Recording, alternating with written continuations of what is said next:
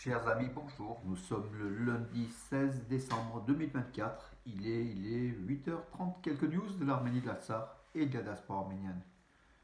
Merci à Gilbert Terzian de m'offrir ce livre que j'avais, mais bon, qui avait disparu de ma bibliothèque. Mais en tout cas, merci Gilbert Terzian. Hier, lors de mon expo de caricature, donc j'avais une permanence hier après-midi, il est venu donc voir l'expo et aussi m'offrir ce livre sur l'USUA, l'Union sportive des jeunes d'origine arménienne de Valence, le club de football qui a marqué Valence en fait, qui est arménien, un club de football arménien, qui était monté jusqu'en deuxième division en Ligue 2. Voilà, donc l'histoire du club avec bien sûr le passé, de très très belles photos, souvenirs, quelque chose qui a quand même marqué quand même la région, donc l'histoire de ce club, voilà, les dirigeants de l'époque. Un très très beau livre écrit par Roger Sironian, voilà, sur l'union sportive de la jeunesse d'origine arménienne. Pourquoi je vous montre ça aussi, c'est important.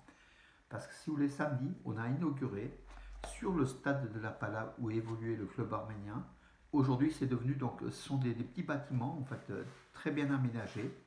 Il y a eu la rue Stepanakert et la rue Storos Rasklan qui a été inaugurée sur le stade où on allait. Je me rappelle, j'étais encore jeune, justement suivre les matchs de l'USU à Valence, encourager le club arménien qui était le meilleur club de la région, hein, voilà, donc à l'époque. Donc c'est une partie d'histoire qui est révolue, qui aujourd'hui, à travers les témoignages, le livre, on peut en reparler. Voilà donc mes amis pour cela, pour Valence. Et puis mon expo donc, continue toujours. Je vous redonnerai d'autres dates au regard du nombre de personnes qui viennent, quand même encore beaucoup, beaucoup. Donc je vous donnerai des dates des prochaines visites pour l'exposition Salle Chevalier à Bourg-les-Valences, exposition de mes caricatures.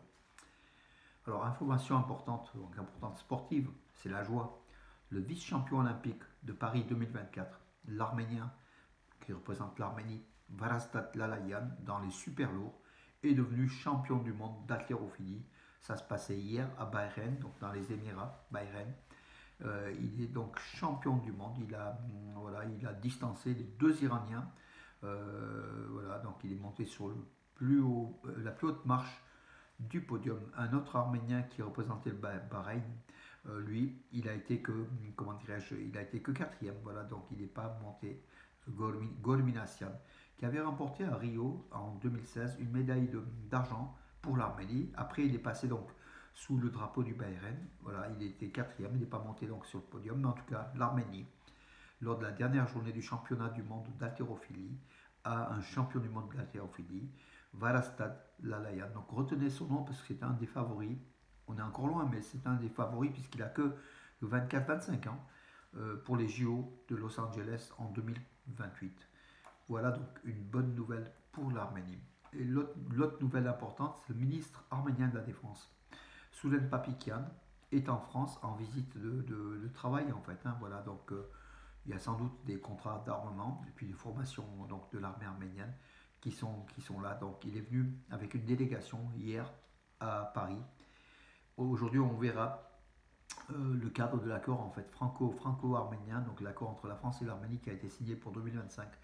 On verra ce que l'Arménie veut se doter par rapport à la France en fait qui arme l'Arménie en partie. Et bien sûr, c'est pas gratuit, hein, l'Arménie paye, mais c'est quand même une bonne chose. De son côté, le ministre de la Défense de Turquie, hein, donc, qui est toujours, comment dire, Yachar Güler, il affirme que la Turquie souhaitait le traité de paix entre eux, l'Arménie et l'Azerbaïdjan, mais derrière, il ajoute à chaque fois deux pays, une nation, pour parler de la Turquie et de l'Azerbaïdjan, et il dit nous soutenons à 100% l'Azerbaïdjan dans tous les domaines. Et après cela, essayer de négocier donc la paix. Comment voulez-vous que la Turquie, qui est dans le camp azéri, veuille une négociation de paix qui soit impartiale, qui soit équilibrée, équitable entre l'Arménie et l'Azerbaïdjan. Voilà donc la donnée du problème qui est pratiquement impossible à résoudre. Donc la paix est encore loin. Donc pour ça que l'Arménie doit s'armer encore davantage, mes amis, pour au moins essayer de limiter les dégâts, puisqu'en fait le monde turc avec ses 100 millions d'habitants, pratiquement avec une armée, quatrième armée de l'OTAN, ou la deuxième armée de l'OTAN, la Turquie, qui finance, qui équipe l'Azerbaïdjan avec Israël. Il faut quand même pas oublier Israël, un pays qui a subi la Shoah, qui est né de la Shoah et qui arme l'Azerbaïdjan contre ceux qui ont subi le premier génocide du XXe siècle, les Arméniens. Voilà, donc aussi Turquie, Israël, pour derrière l'Azerbaïdjan, et l'Arménie qui est aujourd'hui, heureusement qu'il y a la France, il y a l'Inde qui arme, l'Arménie est pratiquement seule à se défendre.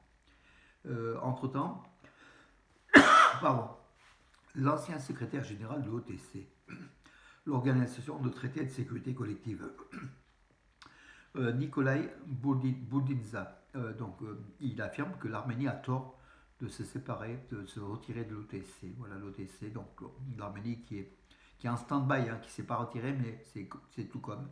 Voilà, il affirme que c'est une erreur de l'Arménie de se retirer de l'OTC, mais l'OTC n'a rien fait pour l'Arménie et l'Arménie reproche, je crois Pachinian, le groupe Pachinian, le gouvernement, reproche à l'OTC, malgré le traité d'engagement avec l'Arménie qui est d'assistance, donc en cas d'agression militaire, et c'était le cas en mai 2021 et en septembre 2022.